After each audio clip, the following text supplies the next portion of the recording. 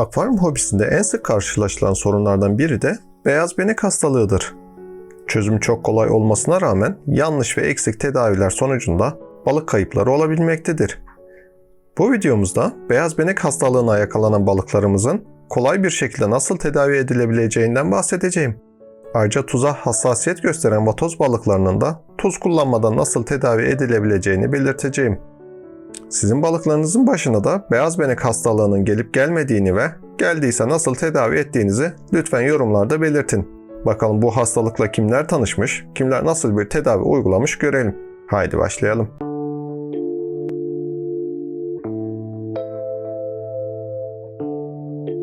Hoş geldiniz. Öncelikle sevgili dostlar, her zaman olduğu gibi videolarımızın daha çok hobiciye ulaşması adına hemen şimdi birkaç saniyenizi ayırarak videomuzu beğenmenizi rica ediyoruz. Sizlerin beğenileri sayesinde verdiğimiz yararlı bilgiler diğer hobicilere de ulaşacaktır. Öncelikle sizlere beyaz benek hastalığına sebep olan patojenden bahsetmek istiyorum. Beyaz benek hastalığı parazit kaynaklı bir hastalıktır. Beyaz benek paraziti akvaryumlarda yaygın olarak görülen ve hızla yayılan bir parazit türüdür. Bu parazit suda 3 ile 30 derece sıcaklıkta yaşar, ürer ve yayılır. Bu parazit balığın mukozasına yerleşerek burada yeterli olgunluğa erişir ve sonrasında çoğalmak için balıktan ayrılır. Ancak bu olgunlaşma döneminde beslenmek için balığın mukozasına zarar verir. Erişkin hale gelen parazitler balığın vücudundan ayrılarak uygun bir ortam bularak bölünmeye başlarlar. Suyun sıcaklığının parazitin çoğalmasına uygun olduğu durumlarda sayıları çok kısa sürede artabilir. Bölünen yeni parazitler su içerisinde yüzerek balık avına çıkarlar. Kendilerine yapışacak bir balık bulamazlarsa 2 gün içerisinde ölürler. Yeni balıklar buldukları takdirde ise bu balıklar mukozasında büyümeye başlarlar ve erişkinliğe ulaşınca yine balığın vücudundan ayrılırlar. Bu döngü ise sürekli olarak devam eder. Böylece akvaryumdaki tüm balıklar beyaz benek hastalığına yakalanmış olurlar. Hastalığın gelişmesinde akvaryumdaki hijyenik olmayan ortam, akvaryum temizliğinin düzenli olarak yapılmaması, akvaryum suyunu değiştirirken yapılan hatalar ve balıkların yaşadığı suyun onlar için uygun özelliklerde olmaması etkendir. Yani kısacası balıklarınızın bağışıklık sisteminin zayıfladığı durumlarda çok kolay bir şekilde bu hastalık ortaya çıkabilir. Şimdi ise beyaz benek hastalığının sebeplerinden daha detaylı olarak bahsetmek istiyorum. Bu sebepleri bilirsek balığımızın hasta olmaması için neler yapmamız gerektiğini de öğrenmiş oluruz. Bu sayede beyaz benek tedavisine ihtiyaç duymayız. Her zaman vurguladığım gibi önemli olan balıklarımızı hasta etmemektir. Balıklarımız için akvaryumda uygun şartlar oluşturabilirsek balıklarımızı hasta etmeyiz. Bu sayede de herhangi bir tedavi aramak durumunda kalmayız. Beyaz benek hastalığının başlıca sebebi yine hobicilerin yaptığı basit bir hatadan kaynaklanır. Akvaryumda su değişimi yaptığımız dönemde akvaryum sıcaklığı ile yeni eklediğimiz suyun sıcaklığı arasındaki farklar balıklarımızın beyaz benek hastalığına yakalanmasına sebep olabilmektedir. Özellikle sıcaklık farkının 3-4 dereceden fazla olması durumunda balıklar kolay bir şekilde hasta olabilmektedir. Bu sebeple su değişimi yaparken yeni eklenen suyun sıcaklığının akvaryum sıcaklığına yakın olmasına dikkat edilmelidir. Özellikle kış aylarında yapmış olduğumuz su değişimlerinde bu hatayı sıklıkla yapabilmekteyiz. Böyle bir durumla karşılaşmamak için kış aylarında su değişimi yapmadan önce akvaryuma ekleyeceğimiz suyu birkaç gün oda sıcaklığında bekletmeliyiz. Bu sayede sıcaklık farkı fazla olmayacağı için balıklarımızın da beyaz benek hastalığına yakalanma riski azalacaktır. Ancak beyaz benek hastalığının tek sebebi su değişimlerinde yaptığımız hatalar değildir. Akvaryumdaki su şartlarının bozulması da balıklarımızın bağışıklık sisteminin zayıflamasına sebep olabilir. Böylece balıklarınız kolaylıkla hasta olabilir. Bu hastalıklar bazen beyaz benek, bazen de iç parazit gibi hastalıklar olabilir. Bu sebeple akvaryumdaki su değerlerinin bozulmaması için dikkat etmekte fayda vardır. Bunu sağlamanın da başlıca yolu düzenli bakımların yapılmasıdır. Düzenli bakımlar ise düzenli su değişimi, düzenli dip çekimi ve düzenli filtre bakımıdır. Ayrıca yanlış su sıcaklıkları ve kötü su kalitesi, akvaryumdaki diğer balıklar, yeni alınan balıklar, uygun olmayan diyet tercihleri ve akvaryumun bulunduğu ortamdaki hareketlerden kaynaklı olarak balıklarda oluşan stres, onların kolaylıkla hasta olmalarına sebep olabilmektedir. Hastalığı erken teşhis etmek, tüm hastalıklarda olduğu gibi bu hastalıkta da tedaviyi kolaylaştıracaktır. Parazitlerin henüz daha yeni çoğalmaya başladığı dönemde yapılacak bir tedavi ile parazitlerin çoğalmasının önüne geçilip daha etkin bir tedavi sağlanabilir. Balığınızın beyaz benek hastalığına yakalandığını anlamak çok zor değildir. Beyaz benek hastalığının belirtileri, balığın vücudunda oluşan yayılmış beyaz noktacıklar ve deri yüzeyindeki mukozanın mat bir renk almasıdır. Hastalık etkenleri gözle görülebilecek büyüklüktedir. Hastalık genellikle yüzgeçlerde başlar. Ayrıca bu hastalığa yakalanan balıklarda ani hareketler gözlemlenir. Sıklıkla akvaryum içindeki bitkilere, süslere ve kuma sürtünürler. Hastalığın ilerlediği vakalarda sık solungaç hareketleri gözlemlenebilir. İstemeyerek de olsa bir şekilde balığınızı hasta ettiniz. Gelelim tedavi yöntemine. İlk olarak tedavi yönteminde balığınızın türü çok önemlidir. Çünkü tedavi yönteminde sıcaklık artışı ve tuz kullanımı önemli yer tutmaktadır. Balıklarınızın tuz kullanımına ve sıcaklık artışına hassasiyet oranı önemlidir. Yani tuza hassasiyet gösteren vatoz balıkları gibi bir balığınız varsa tuz kullanırken dikkatli olunmalıdır. Vatoz balıklarını beyaz benek hastalığından kurtarırken tuz nedeniyle farklı olumsuzluklara sokmamak gerekir.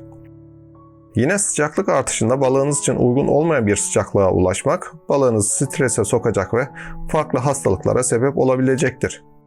Bu sebeple tedaviye başlamadan önce kısa bir araştırma yaparak balıklarınızın hassasiyet oranlarını tespit etmeniz gerekir. Beyaz benek hastalığına yakalanan bir balığınız varsa yapmanız gereken ilk şey akvaryum sıcaklığını kademeli olarak 3-4 derece yükseltmektir. Pek çok tür için ideal sıcaklığın 24-25 derece olduğunu düşünürsek yaklaşık olarak 28-29 derece sıcaklığa yavaş yavaş çıkarmalıyız. Buradaki amaç balığın vücudundaki beyaz benek parazitlerinin hızlı bir şekilde erişkinliğe ulaşması ve balıktan ayrılmasıdır. Biraz önce sizlere parazitlerin yeterli erişkinliğe ulaştıktan sonra balığın mukozasından ayrıldığını söylemiştim. Parazitler balıklardan ayrılarak kendilerine uygun bir ortam bulup burada çoğalma çabasında olurlar. Aslında burada parazitlerin ölmesini değil, çoğalması için balıklardan ayrılmasını amaçlıyoruz. Ancak amacımız bu parazitlerin balığımıza daha fazla zarar vermeden balığın mukozasından ayrılmasını sağlanmasıdır. Bu sayede balıktan ayrılan parazitler akvaryum tabanında çoğalmak için uygun bir ortam ararken bizler de günlük olarak dip çekimi yaparak bu parazitleri akvaryumdan uzaklaştırmış oluruz. Akvaryum tabanına dikkatli bakıldığında bu parazitleri görmek mümkündür. Ancak bütün parazitler aynı anda olgunluğa erişmedikleri için hala balıkların vücudunda bu parazitlerden görebilirsiniz. Bu aşamada ise bizlere tuz yardımcı olmaktadır. Tuz, kimyasal yapısı gereği parazitlerin hızlı bir şekilde ölmesine sebep olacaktır. Aslında aynı yöntemi insanlar da hasta olduklarında kullanmaktadır. Boğazımız ağrıdığında doktor ilaç vermek yerine bazen de tuzlu suyla gargara yapın diyebilir. Buradaki amaç tuzun bu antiseptik özelliği sayesinde boğazımıza yerleşen ve boğaz ağrısına sebep olan patojenin ortadan kaldırılmasıdır. Akvaryumda da bizler tuz kullanarak balıklarımızın mukozasına yerleşen bu parazitlerin ölmesini sağlarız. Tabi burada kullanılan tuz miktarının da önemli olduğunu vurgulamak istiyorum. Gereğinden fazla atılan tuz yarardan çok balıklarımıza zarar verebilir. Bunun için şu şekilde bir hesaplama yapabiliriz. Akvaryum hacmimizi hesapladıktan sonra her 10 litre başına 1 tatlı kaşığı tuz bir kap içerisinde eritilerek akvaryuma ilave edilir. Ancak kesinlikle tuz direkt olarak akvaryumun içine atılmaz. Bir kap içerisinde eritilen bu tuz yavaş yavaş akıntının olduğu bir yerden akvaryuma ilave edilir. Bu sayede balıklarımız tuz ile yavaş yavaş tanışmış olurlar. Tuzun direkt atılması ya da kap içerisinde eritilerek birden akvaryuma dökülmesi balıklarımıza zarar verebilir. Bu duruma da dikkat edilmelidir. Vatoz balıklar ise tuza hassasiyet gösterdikleri için beyaz benek olan vatozlarda tuz kullanılmamalıdır. Tuzun yerine ise metilen mavisi kullanabilirsiniz. Metilen mavisinin de her 100 litre için 5 mililitre şeklinde ayarlayabilirsiniz. Ancak burada bir uyarıda bulunmak istiyorum.